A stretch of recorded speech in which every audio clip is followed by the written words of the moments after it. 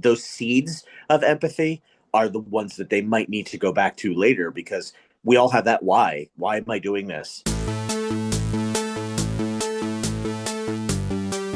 Hey everyone, welcome back to the Pineapple Improv Show. I'm your host, Mike Brown, and today we are discussing empathy, using improv to make us better empathizers in the workplace and what it is that we do. Here joining me all the way from Philadelphia, Pennsylvania, put your hands together for Rick Horner. Woo, woo, woo, Hi, woo. Rick, how everybody. are you? I'm well. Thanks for having me on the show. I appreciate it. It's super fun. And yeah, let's talk about empathy, right? Oh, one of my favorite subjects, empathy. Now, Rick, I understand that you are a training specialist at Almac. Can you tell us a little Yes. bit more about what Almac is? What do you guys do? How does that work? Yeah. So by day, my secret identity, I provide corporate training at a pharmaceutical distribution company, and so I do all the leadership stuff, and I get to connect with a bunch of different people, leading a bunch of other different people. So it's a really great connection, and it's a great opportunity to think about and talk about empathy. Now, what is it about empathy specifically that you're drawn to? Yeah, so I think it's the idea that, of course, we know intelligently that empathy is the idea of like putting yourself in somebody else's shoes and thinking about what somebody else is going through and all that kind of All stuff. the buzzwords, right? All the All the buzzwords. buzzwords. Yeah. But I think actually doing it requires an amount of effort that I don't know that people typically know how to create or sustain. But I feel like it provides a lot of values to the person who tries to do it. Now, what is it about your job specifically that you find challenging as a training specialist in a pharmaceutical company, no less? Yeah. So we have first, second, third, and weekend shifts. So we have people that are working a bunch of different, times, that are working in a bunch of different ways, doing a bunch of different tasks. And because we are, united to work together as a team, it's sometimes challenging just to figure out how to make communication work across those channels. But there's also a lot of people that are maybe newly promoted into managerial or line manager or supervisor positions that might not have that experience. So they're going through something. They're also responsible for people that are going through something. So being able to plug into that and sort of help people maybe recognize some of the things about empathy, either that are there that they might have missed or that just opportunities that are there, feels really worthwhile. So it makes me feel good, and hopefully it provides some value to them. That's kind of an interesting um, progression of one's career. You kind of have to prove yourself as a good leader, which oftentimes includes empathy skills. But when you reach a certain plateau, sometimes that empathy leaves us and we're just stuck to our business acumen. What is it about that personality type that rises the ranks and shows that they have the empathetic skills to get the job done, but then in reality, they kind of fall short a little bit? Yeah, it's a great question. And I don't know how. It's one of those things that I don't know how you could actually measure it. So I think it's maybe sometimes more of an assumption. Like, well, of course they have that skill because they're where they are, but I don't really know if it's something that can be measured. I find empathy to be something that when it's demonstrated, I always appreciate it. Not just obviously myself, but like when I see other people do it, it makes me want to do it more. So I feel like it's viral, and it's a good kind of viral. So I try to do it and keep it top of mind to help spread it, because if the leaders don't see the people like that are working there, doing it, it's not going to inspire them to do it any more than what they have to. I feel like this question has already been answered, but I kind of need to ask it anyway. What is it about empathy that is important? I think it's easier to think, well, what I'm going through is my own thing, nobody else can know about it. And as soon as you start to get into that mindset, you start to silo yourself more and more and more, and your own self doubt, your own critical thoughts start to invade. And you end up in a scenario where you're either like, I'm not happy at work, I'm not happy in life, I'm not a good person. Like it's the germination of a lot of like negative and dark thoughts. And it's like, yeah, you know what? We have the world to do that for us. We need to on the inside try to figure out ways to promote ourselves and realize how amazing and unique and cool and wonderful and what like we're magicians and poets and professors, and it's like our inner monologue sometimes prevents us from remembering that. So any tool to use to do that for ourselves or to help somebody else do that for themselves feels like it's direly in need. Now, let's back up just a little bit. Rick, you have some extensive improv training behind you, correct? Yes. Excellent.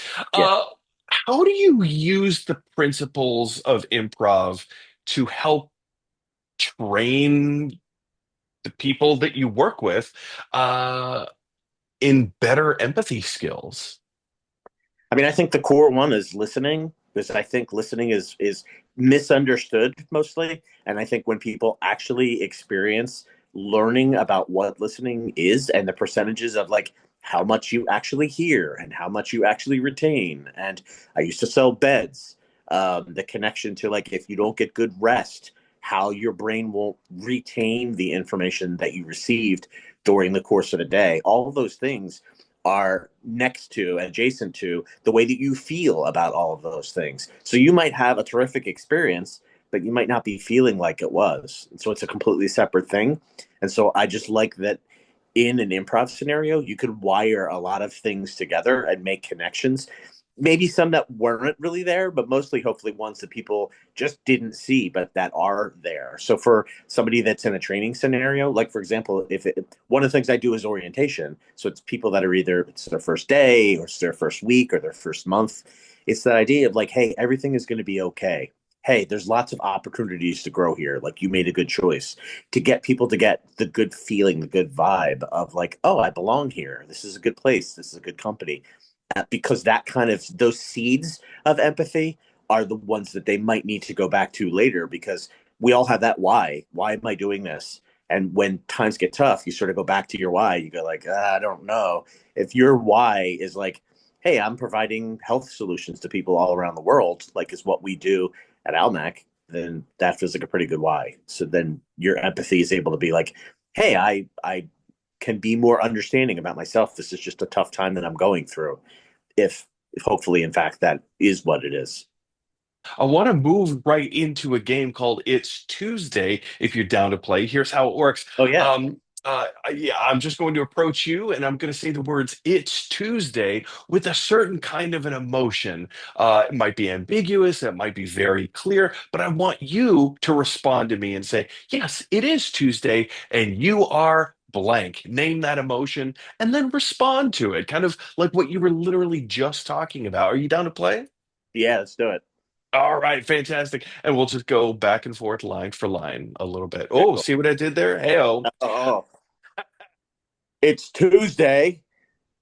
Yes, it is Tuesday, and you're a little perturbed because the the bills were due The bills yesterday, were and due I yesterday. I Yeah, didn't yeah, I John. The didn't bills were due yesterday, and they're sitting where I left them this morning, which means they didn't get paid.